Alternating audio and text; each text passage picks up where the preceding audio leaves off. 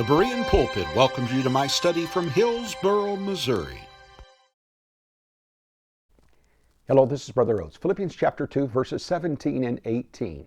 Yea, and if I be offered upon the sacrifice and service of your faith, I joy and rejoice with you all. Verse 18. For the same cause also do ye joy and rejoice with me. For the very first time, Paul uses the word offered in the Bible. He'll only use it one more time at the end or conclusion of his life. The Greek word is spendomai. It means literally to be poured out. It's associated with a drink offering described in Numbers chapter 15 and other places in the Bible. A drink offering was a liquid offering that would be poured out on or near a burnt sacrifice. Once it was poured out, it would evaporate and ascend heavenward. Paul said that word offered describes my personal testimony, poured out. But the truth of the matter is, Paul's life was poured out even before he was saved. In Philippians chapter 3 and verse number 5, he describes his life before his salvation. He says, in Hebrew of the Hebrew, as touching the law, a Pharisee. Verse 6, concerning zeal, persecuting the church. In other words, all of these things Paul was poured out to.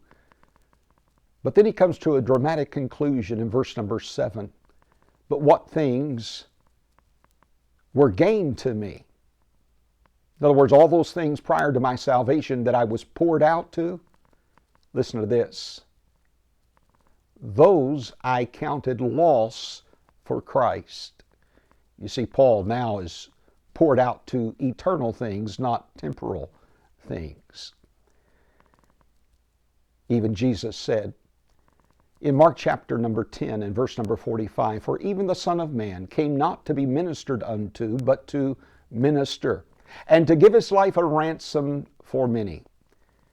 In Matthew chapter 16 and verse number 25, the Bible says, for whosoever will save his life shall lose it.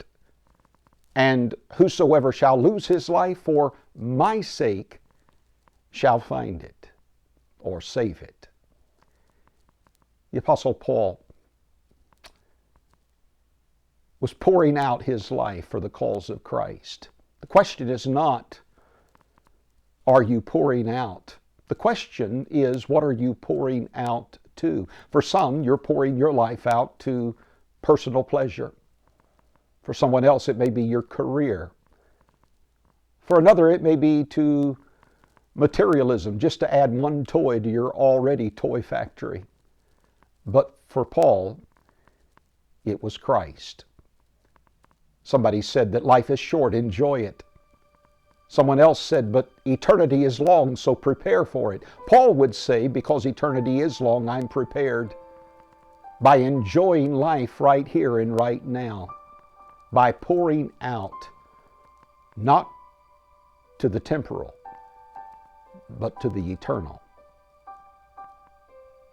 Bereans, search the Scriptures. God bless you. We're all in need of some great preaching and teaching. Come see it at Berean Baptist Church at 11 o'clock. Join us to worship the Lord.